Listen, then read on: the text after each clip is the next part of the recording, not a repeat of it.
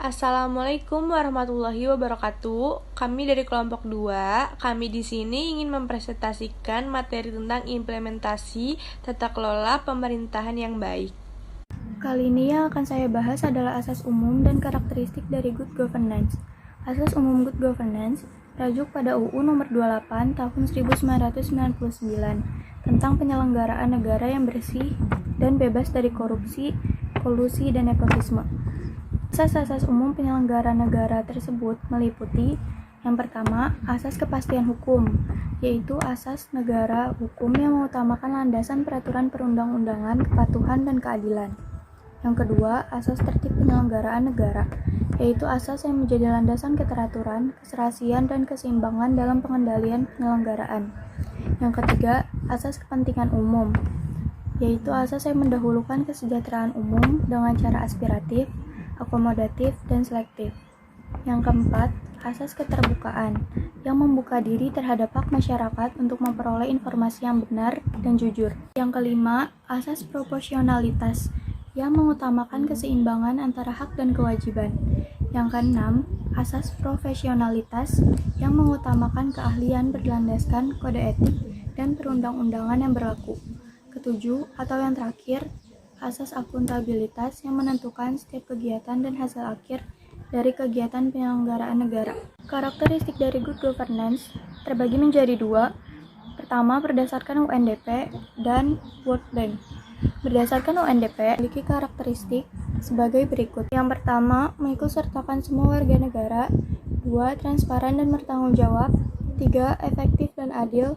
4. Menjamin adanya supremasi hukum. 5. Menjamin bahwa prioritas-prioritas politik, sosial, dan ekonomi didasarkan pada konsensus masyarakat. 6. Memperhatikan kepentingan mereka yang paling miskin dan lemah. Menurut Bank Dunia sebagai berikut. Yang pertama, masyarakat sipil yang kuat dan partisipatoris. 2. Terbuka. 3. Pembuatan kebijakan yang dapat diprediksi. 4. Eksekutif yang bertanggung jawab. 5. Birokrasi profesional. 6. Adanya aturan hukum. Persyaratannya yaitu yang pertama, akuntabilitas publik terwujud, yang kedua, sistem informasi terjamin, yang ketiga, manajemen sektor publik efisien, yang keempat, pembuatan dan pelaksanaan kebijakan pemerintahan secara transparan, yang kelima, pangkat umum memadai. Penopang good governance. Satu negara, yaitu menciptakan kondisi politik, ekonomi, dan sosial yang stabil dan membuat peraturan yang efektif dan adil. Yang kedua, sektor dunia usaha atau swasta. Menjalankan sektor industri sesuai kemampuan dan menciptakan lapangan kerja di berbagai wilayah. Yang ketiga, masyarakat. Melindungi hak-hak masyarakat dan mempengaruhi kebijakan-kebijakan yang akan dan telah dijalankan. Selanjutnya, peraturan perundang-undangan good governance di Indonesia. Ketetapan MPR RI nomor 11 tahun 1998 tentang penyelenggaraan negara yang bersih dan bebas korupsi dan nepotisme. Beberapa pasal TAP MPR RI nomor 11 tahun 1998 yang mendorong terciptanya pemerintahan yang baik. Pasal 2 ayat 1. Penyelenggaraan negara pada lembaga-lembaga eksekutif, legislatif, dan yudikatif harus melaksanakan fungsi dan tugasnya dengan baik dan bertanggung jawab kepada masyarakat, bangsa, dan negara. Pasal 2 ayat 2. Untuk menjalankan fungsi dan tugasnya tersebut, penyelenggara negara harus jujur, adil, terbuka, dan terpercaya serta mampu membebaskan diri dari praktik korupsi, kolusi, dan nepotisme. Pasal 3 ayat 1. Untuk menghindarkan praktik-praktik korupsi, kolusi, dan nepotisme, seseorang yang dipercaya menjabat suatu jabatan dan penyelenggaraan negara harus bertanggung jawab sesuai dengan agamanya. Harus mengumumkan dan bersedia diperiksa kekayaannya sebelum dan setelah menjabat. Pasal 3 ayat 2. Pemeriksaan atas kekayaan sebagaimana dimaksud pada ayat 1 dilakukan oleh suatu lembaga yang dibentuk oleh kepala negara yang keanggotaannya terdiri dari pemerintah dan masyarakat. Pasal 3 ayat 3. Upaya pemberantasan tindak pidana korupsi dilakukan secara tegas dengan melaksanakan secara konsisten Undang-Undang Tindak Pidana Korupsi. Pasal 4.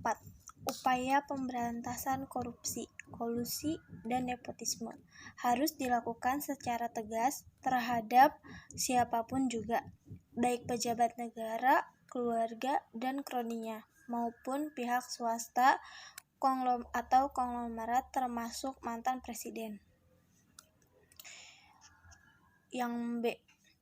Undang-Undang Republik Indonesia Nomor 28 Tahun 1999 tentang penyelenggaraan negara yang bersih dan bebas dari korupsi, kolusi, dan nepotisme. Dalam undang-undang tersebut disebutkan bahwa asas-asas umum penyelenggaraan negara yang baik meliputi asas kepastian hukum, asas tertib penyelenggaraan negara, asas kepentingan umum, asas keterbukaan, asas proporsionalitas, asas profesionalitas, dan asas akuntabilitas. C. Undang-Undang Nomor 32 Tahun 2004 tentang Pemerintah Daerah. Dalam pasal 20 ayat 1 undang-undang tersebut tertulis bahwa penyelenggaraan pemerintahan berpedoman pada asas umum penyelenggaraan negara yang terdiri atas asas kepastian hukum, asas tertib penyelenggaraan negara, asas kepentingan umum, asas akuntabilitas, asas efisiensi, dan asas efektivitas.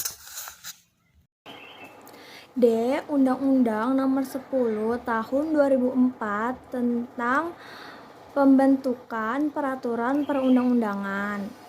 Perundang-undangan dalam pasal 6 Undang-Undang Nomor 10 Tahun 2004 diatur mengenai good governance di bidang legislasi, yaitu materi muatan persatuan perundang-undangan mengandung asas-asas sebagai berikut.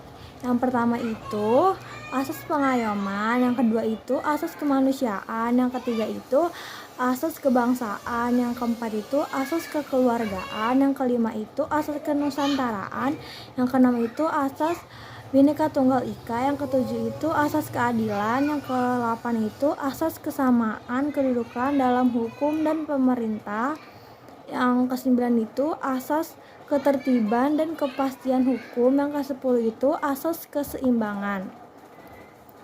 Yang E itu Undang-Undang Nomor 5 Tahun 2014 tentang aparatur sipil negara. Perhatikan paling tidak pasal 2 dan 3.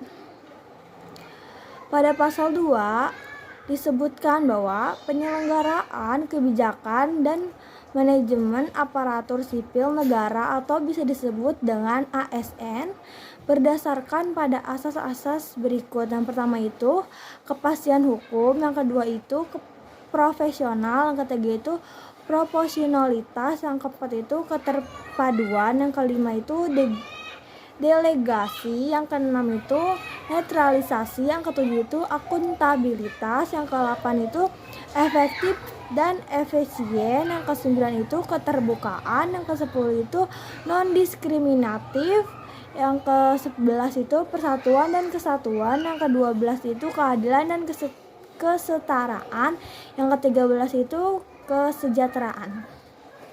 Disebutkan pada pasal 3 Undang-Undang Nomor 5 Tahun 2014 adalah sebagai berikut.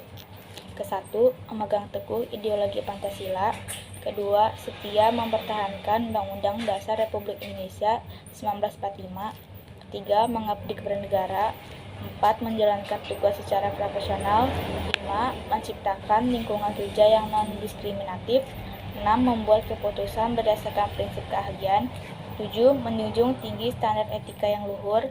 8, memiliki kemampuan dalam melaksanakan kebijakan program pemerintah. 9, mengutamakan kepemimpinan berkualitas tinggi. 10, menghargai komunikasi dan kerjasama.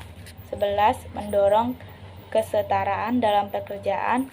12, memberikan pelayanan kepada publik secara jujur, tanggap, cepat, tepat, akurat, dan santun. 13, mengutamakan pencapaian hasil dan mendorong kinerja pegawai. 14, meningkatkan efektivitas sistem pemerintah yang demokratis sebagai perangkat sistem karir. F. Upaya menjamin pelayanan publik yang baik telah ditetapkan dengan berlakunya Undang-Undang Nomor 25 Tahun 2009 tentang pelayanan publik. dan Undang-Undang Nomor 14 Tahun 2008 tentang Keterbukaan Informasi Publik.